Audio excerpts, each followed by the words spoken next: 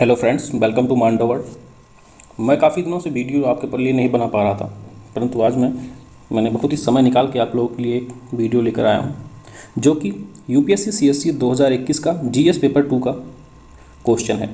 तो आइए हम इस क्वेश्चन को टैकल करते हैं और जानते हैं कैसे एक अच्छा उत्तर लेखन मेंस के पॉइंट ऑफ व्यू से किया जाए। तो क्योंकि हिंदी माध्यम में मैंने देखा है कि मेंस से रिलेटेड क्वेश्चन कम है, तो मैं चाहता हूं कि इस पर एक अच्छा कंटेंट डाला जाए जिससे उन बिगिनर्स को फ़ायदा हो सके जो अभी शुरुआती दौर में है। तो आइए हम अपने वीडियो की शुरुआत करते हैं।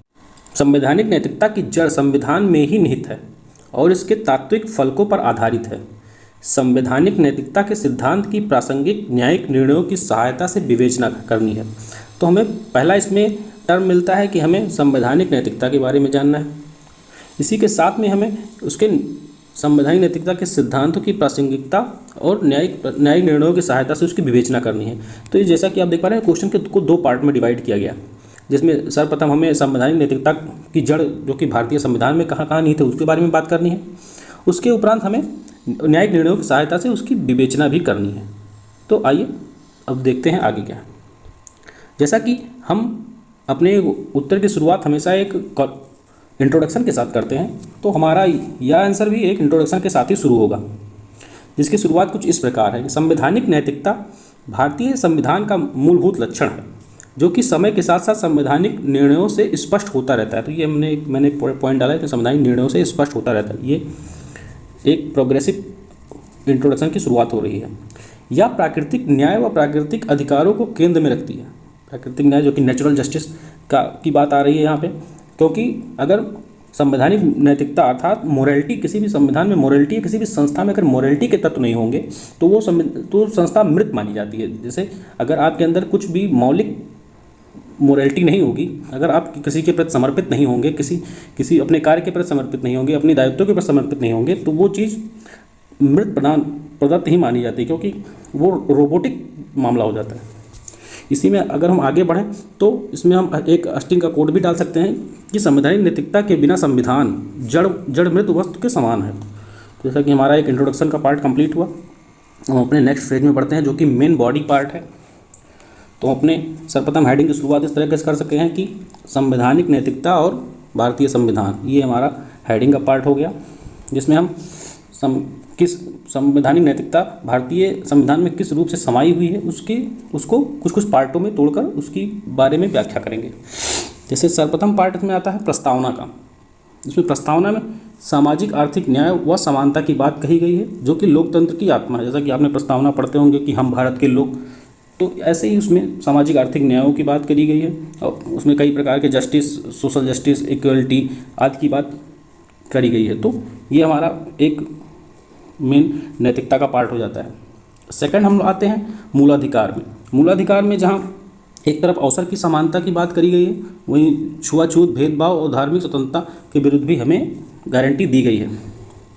इसका सबसे आवश्यक पार्ट अनुच्छेद 32 में है, जो कि संवैधानिक सुरक्षा प्रदान करता है। अनुच्छेद 32 को भीमराव अम्बेडकर ने संविधान की आत्मा भी कहा है, क्योंकि यह हमें पूरे संविधान में एक सुरक्षा प्रदान करती है। जैसा कि आप लोग जानते होंगे कि इसके तहत हम लोग डायरेक्ट अपने संवैधानिक अधिकारों के हनन पर सुप्रीम कोर्ट भी जा। इसके साथ ही हम नीति निर्देशक तत्वों में आते हैं, जो कि संविधान में नागरिकों के लिए सामाजिक आर्थिक उत्थान व विकास की बात करते हैं, जो राज्यों के लिए एक संविधान के समान है। अर्थात राज्यों को यह कर्तव्य होगा कि ये कार्य उन्हें भविष्य की दिशा में आगे बढ़ाने में सहायक होंगे, तो उन कार्यों को राज्यों द्वारा किया जाना है। तो ये हमारा तीसरा पॉइंट होता है। नेक्स्ट पॉइंट पे आते हैं।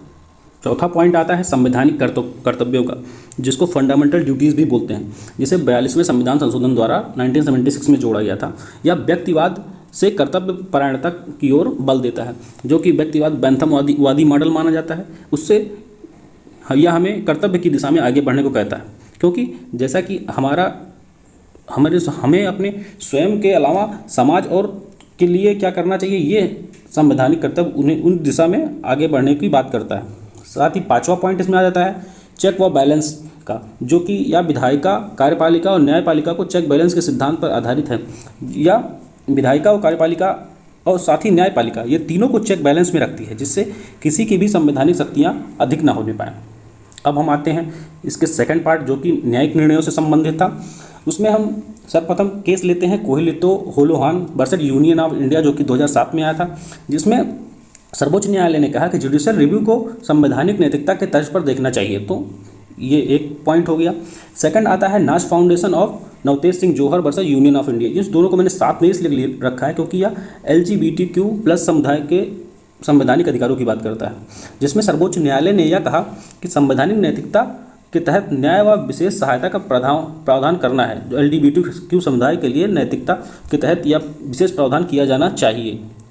साथ में ही मैंने 2 केसों को एक साथ और लिया है, जिसमें ये केस आता है आधार केस और पुट्टास्वामी केस, जो कि दोनों ही निजता के अधिकार से संबंधित हैं, जिसमें सर्वोच्च न्यायालय ने कहा कि व्यक्तिगत स्वतंत्रता व निजता के अधिकार को संवैधानिक नैतिकता का मूल माना गया है। तो जैसा कि ये सारे केसेस हो गए जिसके माध्यम से हमने संवैधानिक नैतिकता को परिभाषित करने का प्रयास किया है। साथ में हम एक छोटा सा निष्कर्ष डाल देंगे क्योंकि हमारे पास जगह की इसमें कमी होती है, क्योंकि यह क्वेश्चन 150 शब्दों का था, तो हमें बहुत छोटे में ही इसको काम चलाना था।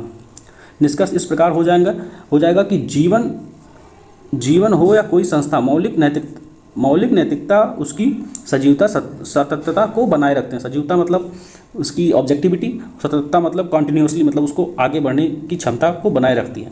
तो जैसा कि आपने देखा कि हमने एक कॉम्प्रिहेंसिव आंसर लिखने का प्रयास किया है।